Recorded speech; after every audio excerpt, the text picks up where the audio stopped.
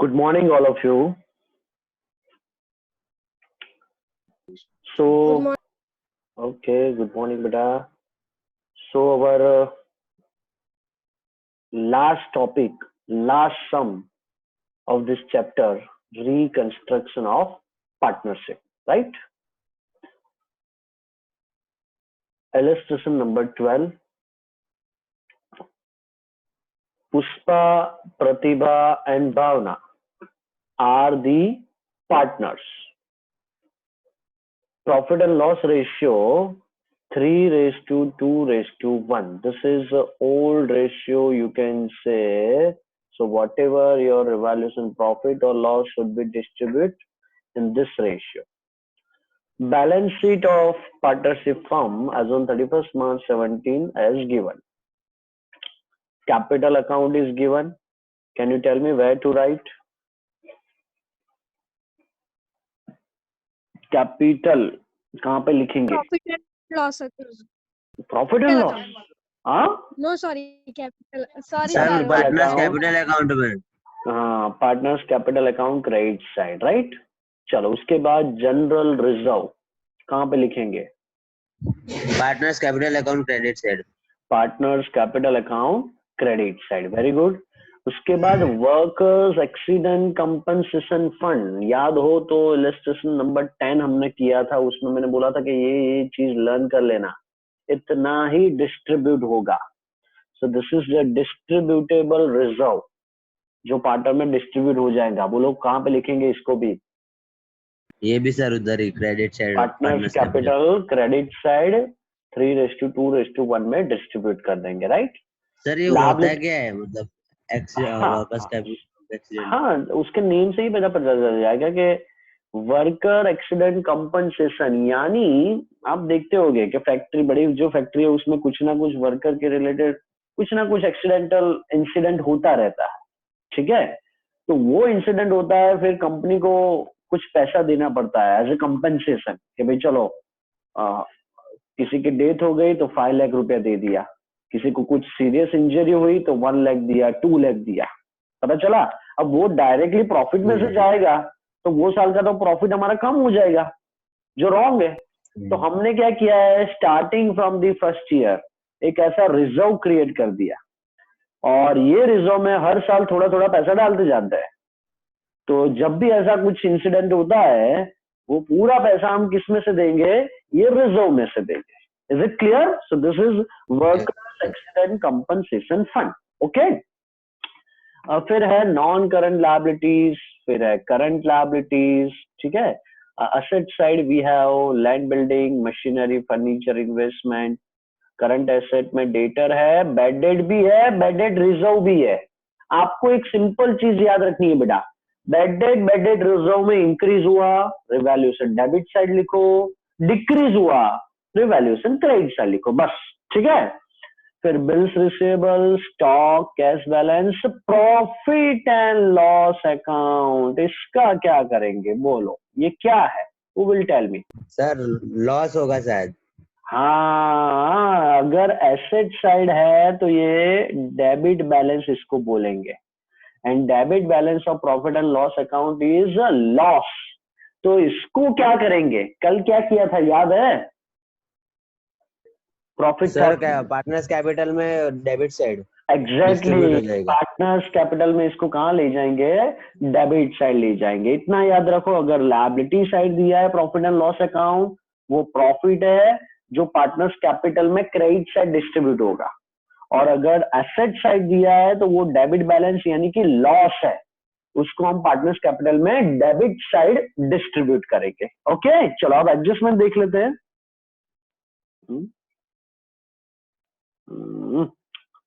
एक मिनट है बेटा, एडजस्टमेंट के लिए में से मीटिंग, हम जो वैल्यूएशन अकाउंट प्रिपेयर करते थे बेटा वो एडजस्टमेंट में से करते थे, पता चला। So here valuation account is given in your question, that means indirectly adjustment is given, पता चला। जैसे हम पढ़ते थे कि भाई चलो लैंड एंड बिल्डिंग में 20% इंक्रीज करना है, तो आप क्या करते थे, रिवैल्यूएशन में लैंड एंड बिल्डिंग को क्रेडिट साइड लिखते थे और बैलेंस शीट में उसको ऐड करते थे। बस यहाँ पे वो इंटरप्रिटेशन आपको करना है। जैसे जैसे सबसे पहला रिवैल्यूएशन में क्रेडिट साइड आ जाओ सब लोग। सबसे पहला मैं देख रहा हूं बाय लैंड एंड बिल्डिंग, बोलो क्या होगा नई बैलेंस शीट में, ये लैंड एंड बिल्डिंग इंक्रीज हुआ होगा कि डिक्रीज? Increase sir. एग्जैक्टली बेटा, क्या हुआ होगा, इंक्रीज हुआ होगा। पता चला सबको क्या करना है इसमें, ठीक है। ओके, तो मैं ये जो ऊपर पहले पैराग्राफ दिया है वो पढ़ लेता हूँ, फिर हम आगे बढ़ते हैं इंक्रीज डिक्रीज वाला स्टेप में। As on the above balance sheet, partner decided to change profit sharing ratio and have decided to reevaluate assets and liabilities of the business. Following revaluation account is prepared for revaluation of the business assets and liabilities. Revaluation account दिया है, फिर नीचे आ जाओ, from the above information pass necessary journal entry, partners capital account and balance sheet। समझ लो बेटा, कल वाला सम और आज का सम, अभी जर्नल एंट्री को तो साइड पे ही रख दो आप, ठीक है। तो कल वाले सम में और आज के सम में आपको एक अच्छी चीज ये है कि कल हमने प्रिपेयर किया था revaluation account, then after partners capital, then after balance sheet, right. यहां पे रिवैल्यूएशन अकाउंट तो प्रिपेयर करके दिया ही है, आपको सिर्फ क्या बनाना रहा, partners capital and balance sheet. पता चला ये सबको, ठीक है। चलो सम स्टार्ट करते हैं, मैं पीपीटी पे वापस आ जाता हूं। ओके, तो रिवैल्यूएशन अकाउंट देखेंगे और जो जो एडजस्टमेंट को टिक मार्क करना है ओल्ड बैलेंस शीट में उसको हम टिक मार्क करेंगे, ठीक है। जैसे ये लैंड एंड बिल्डिंग क्या हो रहा है, 40,000 इंक्रीज हो रहा है, तो मैं यहाँ पे लैंड एंड बिल्डिंग के सामने कर देता हूं प्लस, ये प्लस होगा, ठीक है। चलो उसके बाद सामने देखो डेबिट साइड मशीनरी है, क्या होगा बताओ, चलो डिक्रीज होगा, यानी माइनस करेंगे 60,000। तो यहाँ पे मैं मशीनरी के सामने लगा देता हूँ माइनस साइन। पता चला बेटा सबको, ठीक है। चलो उसके बाद नीचे है फर्नीचर, डेबिट साइड है फर्नीचर, बोलो ये भी क्या होगा, डिक्रीज होगा, तो फर्नीचर में से भी माइनस। चल उसके बाद नीचे दिया इन्वेस्टमेंट, ये क्या होगा, इन्वेस्टमेंट डिक्रीज होगा 3,000, तो इन्वेस्टमेंट के सामने में माइनस कर दे रहा हूं। डिक्रीज यानी माइनस, इंक्रीज यानी प्लस, इतना याद रखना है। चलो सामने देखते हैं, तो क्रेडिटर्स दिख रहा है, क्रेडिटर्स यानी लायबिलिटी, हाँ डिक्रीज होगा, तो क्रेडिटर के सामने लगा दो माइनस। इज इट क्लियर बेटा, पता चल रहा है सम। आगे चलो फिर यहाँ पे डेबिट साइड वापस से आ जाओ, बीडीआर है, बोलो ये इंक्रीजिंग बीडीआर है कि डिक्रीजिंग, इंक्रीजिंग, यानी जितना बीडीआर है उतना तो रखना ही है, एडिशनल दूसरा 7,500 भी रखना है। तो मैं बीडीआर के सामने ऑलरेडी ये 7,500 तो है ही बेटा, पता चला, दूसरा 7,500 यानी नई बैलेंस शीट में टोटल 15,000 बीडीआर होगा इन शॉर्ट। पता चला सबको। आगे उसके नीचे है स्टॉक, बोलो क्या हुआ होगा, स्टॉक डिक्रीज सर, डिक्रीज हुआ होगा, वेरी गुड बेटा। तो स्टॉक के सामने मैं कर दू minus sign. Is it clear. चलो उसके नीचे है आउटस्टैंडिंग एक्सपेंस, इसका दूसरा इफेक्ट कहाँ जाएगा, लायबिलिटी साइड सर। हाँ बस इंडिविजुअल आपको लायबिलिटी साइड लिख देना है, आउटस्टैंडिंग एक्सपेंस 8,000। तो वैसे ही सामने दिया है इनकम रिसीवेबल, ये कहाँ जाएगा दूसरा effect, asset side, asset side, very good. हाँ बैलेंस शीट में क्रेडिट साइड बैलेंस शीट में असेट साइड बेटा, ठीक है। ओके और मुझे ये बताओ कि ये पार्टनर्स कैपिटल अकाउंट जो लॉस है वो कहाँ पे जाएगा, सर वो पार्टनर्स कैपिटल में क्रेडिट साइड। हाँ क्रेडिट साइड, थोड़ा सोच के बताओ बेटा, ये लॉस है, डेबिट साइड। हाँ क्रॉस में जाएगा ना बेटा, यहाँ क्रेडिट है तो पार्टनर्स कैपिटल में कहाँ पे जाएगा, डेबिट साइड। लॉस है तो डेबिट साइड, प्रॉफिट है तो क्रेडिट साइड। ओके क्लियर है, बहुत सिंपल सा में बेटा, एडजस्टमेंट की भी जरूरत नहीं है। ओके तो सम स्टार्ट करता है, सिर्फ दो चीज आपको यहाँ पे फोकस करनी है, partners capital and balance sheet. General entry तो आपको आती ही है, ठीक है। तो स्टार्ट करते हैं हम। सबसे पहले हमारा जो पहला स्टेप है, उस तरीके से जो ओल्ड बैलेंस शीट है उसको उसके रिस्पेक्टिव अकाउंट में लिख दो। तो जैसे कैपिटल चला जाएगा कैपिटल अकाउंट में, ये भी कैपिटल अकाउंट में चला जाएगा, ये तीनों कैपिटल अकाउंट में क्रेडिट साइड चले जाएंगे। तो देखो कैपिटल अकाउंट, कैपिटल में credit side by balance brought down, Pushpa का 2,64,000, प्रतिभा का 120 एंड भावना का 80। जनरल रिजर्व उसके नीचे डिस्ट्रीब्यूट कर दिया 3:2:1 में bye general reserve 9,000, 6,000, 3,000 and workers accident compensation fund वो भी डिस्ट्रीब्यूट कर दिया 3:2:1 में। सो 3,000, 2,000 एंड 1,000। आई होप इसमें किसी को डाउट नहीं होगा, ठीक है। अब उसके बाद हमको दिया है लायबिलिटी, तो सभी liability non current, current liability सबको हम कहां पे लिख देंगे, नई बैलेंस शीट में लिख देंगे। सिर्फ क्रेडिटर में हम एक लाइन छोड़ेंगे क्योंकि उस पे एडजस्टमेंट है। तो देख लो लायबिलिटी नई बैलेंस शीट में, देखो नॉन करंट लायबिलिटी कोई चेंज नहीं है तो आउटर कॉलम में, राइट। करंट लायबिलिटी में सिर्फ क्रेडिटर्स में एडजस्टमेंट है तो इनर कॉलम में लिखेंगे, एक लाइन छोड़ के अंडरलाइन। बाकी सब as it is, bills payable भी दिया है as it is, bank overdraft भी एज इट इज, ठीक है। आउटस्टैंडिंग एक्सपेंस तो एडजस्टमेंट वाला है, अभी नहीं आएगा। वैसे ही जिस जिस एसेट में एडजस्टमेंट है उसमें एक लाइन छोड़ के अंडरलाइन करेंगे, बाकी सब एज इट इज लिखेंगे, ठीक है। तो land, building, machinery, furniture, investment, ये सबका एडजस्टमेंट है। डेटर में ऐसे ही सेम लिखना है, समझ लेना। डेटर 160 लिखेंगे माइनस बैड डेट 10, तो 150 आएगा, लेस बीडीआर करके अमाउंट नहीं लिखेंगे, वो जब रिवैल्यूएशन अकाउंट पे से लिखेंगे तब उसको सॉल्व करेंगे, पता चला। फिर bills receivable as it is, कोई एडजस्टमेंट नहीं है। स्टॉक एक लाइन छोड़ेंगे, कैश बैलेंस पे तो एज इट इज ही लिखना है। प्रॉफिट एंड लॉस कहां चला जाएगा बेटा, बोलो जल्दी। पार्टनर्स कैपिटल में डेबिट साइड, देख लो पार्टनर्स कैपिटल में डेबिट साइड जो भी टोटल है उसको 3:2:1 में डिस्ट्रीब्यूट कर दिया 6,000, 4,000 एंड 2,000। ओके, क्लियर है।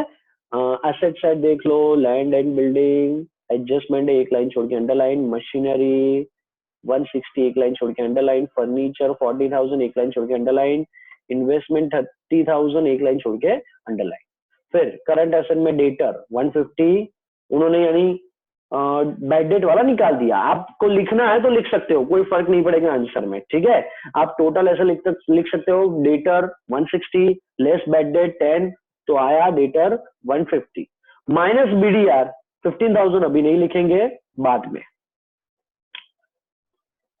उसके बाद bills receivable no adjustment 7,000। Stock inner column में लिख दो 30,500 लेस, यानी बाद में वो तो देखेंगे, एक लाइन छोड़ के underline. Cash balance, income receivable तो एडजस्टमेंट में, ठीक है, क्लियर है। अब क्या करना है, रिवैल्यूएशन अकाउंट देखो। एडजस्टमेंट की जगह हम क्या देखेंगे, अब रिवैल्यूएशन अकाउंट को देखते जाएंगे और उसकी दूसरी इफेक्ट देते जाएंगे। तो रिवैल्यूएशन को देखते जाओ। तो सबसे पहले क्रेडिट साइड से स्टार्ट करो, लैंड एंड बिल्डिंग में करो 40,000 प्लस। तो मैंने लैंड एंड बिल्डिंग में किया 40,000 प्लस, बाहर आ गया 2,20,000। ओके, फिर मशीनरी में से करो 60,000 माइनस। तो मशीनरी पे आप लोग आ गए माइनस 60,000, 160 माइनस 60, 1 लाख रुपीस। उसके बाद फर्नीचर में से माइनस करो 5,000, तो आ जाओ फर्नीचर पे माइनस 5,000, 35,000। उसके बाद इन्वेस्टमेंट में से 3,000 माइनस करो, तो इन्वेस्टमेंट में से 3,000 माइनस 27,000। ओके, चलो उसके बाद जिसका माइक ऑन है ऑफ कर देना बेटा।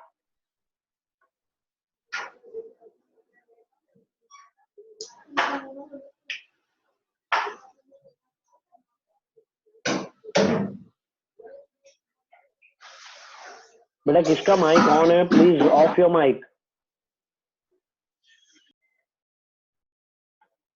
चलो उसके उसके बाद इन्वेस्टमेंट हो गया। बीडीआर देख लो आप लोग, बीडीआर कितना है, 7500 है। तो जितना ओल्ड है उतने में ये दूसरा हम 7500 ऐड करेंगे, ठीक है। तो ओल्ड था 7500, दूसरा 7500 ऐड होगा, तो टोटल बीडीआर कितना हो गया, 15,000। बीडीआर डेटर में से माइनस होता है तो माइनस करो, 1,35,000। ओके, उसके बाद स्टॉक में से 2500 माइनस करो, तो स्टॉक माइनस 2500, 28,000। फिर आउटस्टैंडिंग एक्सपेंस की दूसरी इफेक्ट दे दो, दूसरी इफेक्ट जाएगी लायबिलिटी साइड 8,000 की, तो यहाँ पे लिख दिया आउटस्टैंडिंग एक्सपेंस 8,000, राइट। उसके बाद यहाँ पे बचा है क्रेडिटर 6,000 है, डिक्रीज होगा क्रेडिटर में से, सो क्रेडिटर में से 6,000 माइनस, बाहर आया आउटर कॉलम में 50,000। उसके बाद इनकम रिसीवेबल 4,000 है, इसकी दूसरी इफेक्ट देंगे हम एसेट साइड, तो ये रहा इनकम रिसीवेबल 4,000 रुपीज। ओके, अब रिवैल्यूएशन में एक ही आइटम बचा है, ये लॉस। कहां पे ले गए इसको, तो हमने पार्टनर्स कैपिटल में डेबिट साइड ले गए, ठीक है। तो रिवैल्यूएशन सर। क्लोज हो गया बेटा ऑटोमेटिक। बोलो कोई डाउट है तो। सर बैड डेट रिजर्व नहीं समझ आया।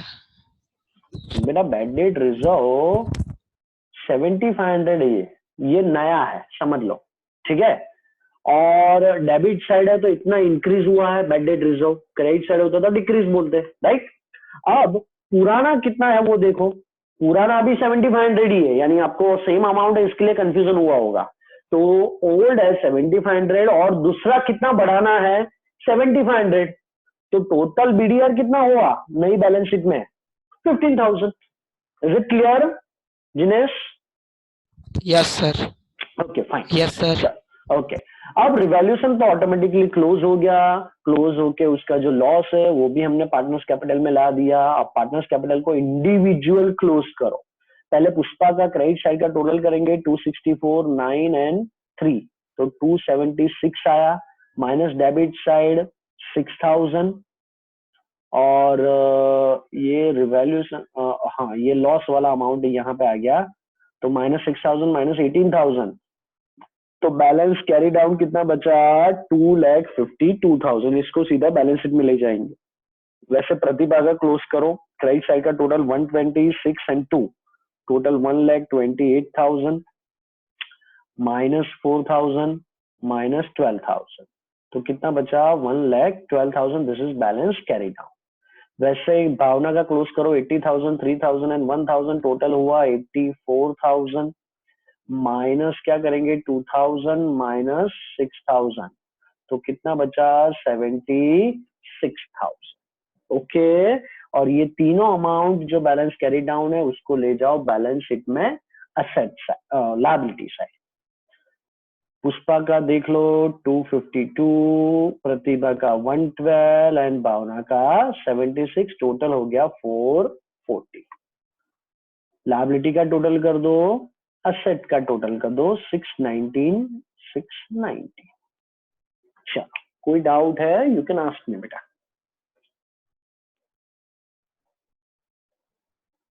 है किसी को कोई डाउट? No sir. क्लियर है बेटा? कल का सम सब लोगों ने किया था होमवर्क में कि नहीं किया था?